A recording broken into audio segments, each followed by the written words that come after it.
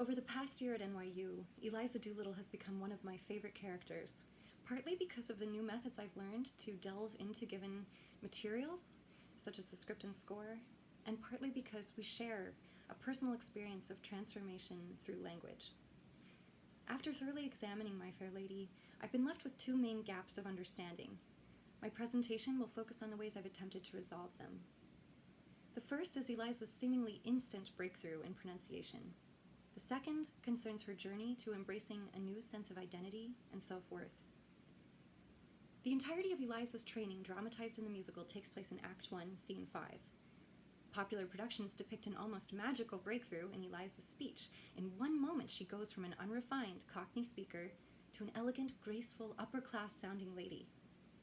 The script gives no clear indication as to whether Eliza makes progress in altering her speech until Henry Higgins softens toward her, for the first time treating her as an equal and saying he believes in her. Immediately following Higgins' speech, Eliza not only conquers phrases she and Higgins have drilled in The Rain in Spain, she's also able to flawlessly apply her new pronunciation to express her organic ideas in I Could Have Danced All Night. So how can this instantaneous improvement be accounted for? Is it a sudden breakthrough? She suddenly gets it. And if so, could this be adequately explained by Rogerian principles, that Eliza needed a supportive environment in order to thrive? Or is it a choice? Has Eliza been resisting making progress in order to maintain her power and identity, choosing not to improve to spite Higgins for his rude behavior toward her? But what would she really have to gain from that? Or does she actually make gradual progress, which the creators omitted because it's the least dramatic option? Gradual progress is what is shown in Pygmalion, as is training in a great deal of disciplines beyond phonetics. In Act 3, Higgins is exuberant at Eliza's ability to learn quickly and precisely, more adeptly than Higgins himself. Pickering calls her a genius.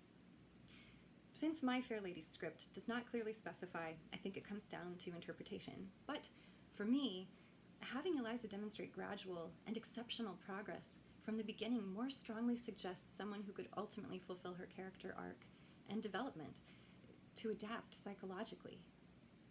This brings us to gap number 2, embracing a new identity and personal power. In 1912, English social classes were rigidly structured and very specific etiquette observed. The working classes received very little pay and respect. Eliza reminds us they also had minimal legal standing, saying, "I'm only a common ignorant girl, and in my station I have to be careful."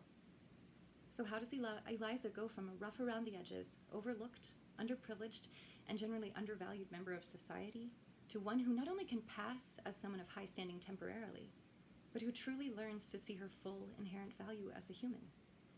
By the end of the show, she believes she is entitled to and worthy of respect, while acknowledging rather than hiding her origins, choosing to comport herself as a lady independent of others' expectations. So how is such transcendence achieved?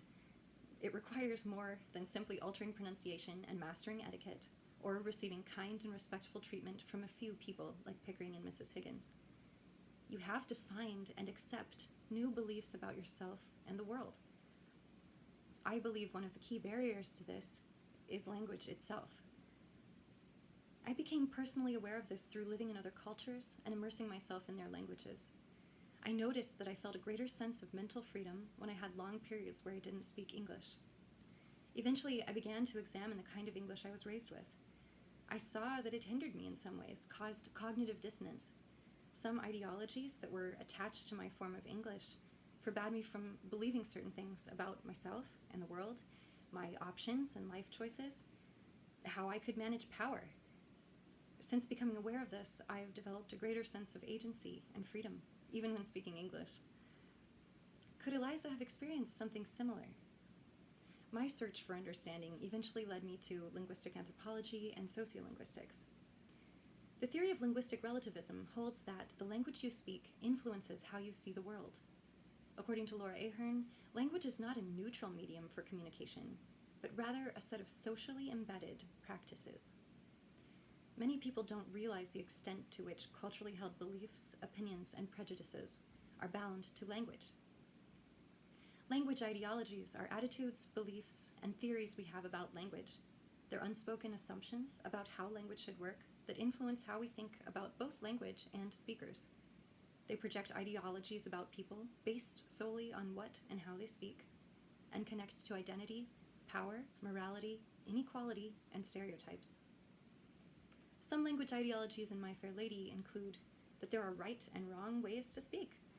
That includes pronunciation, sound, grammar, conversational topics.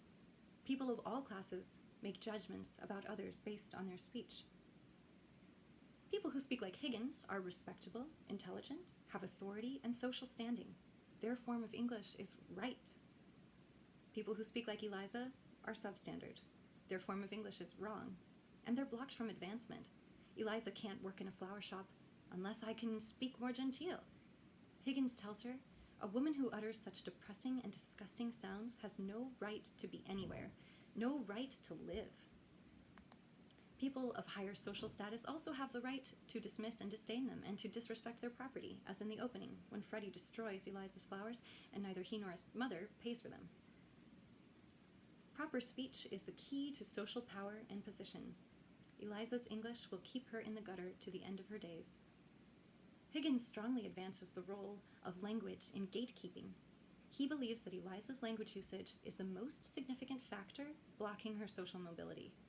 A person who can speak and behave according to accepted cultural norms can be welcomed in any company and presumed to belong.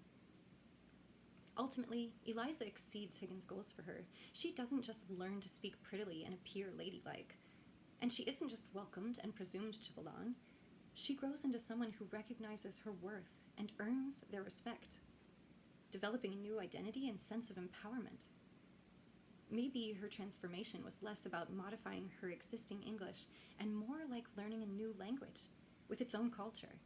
Maybe this new English enabled Eliza to shed limiting beliefs that were embedded in her Cockney English, affording her a new sense of freedom, possibilities, and personal value.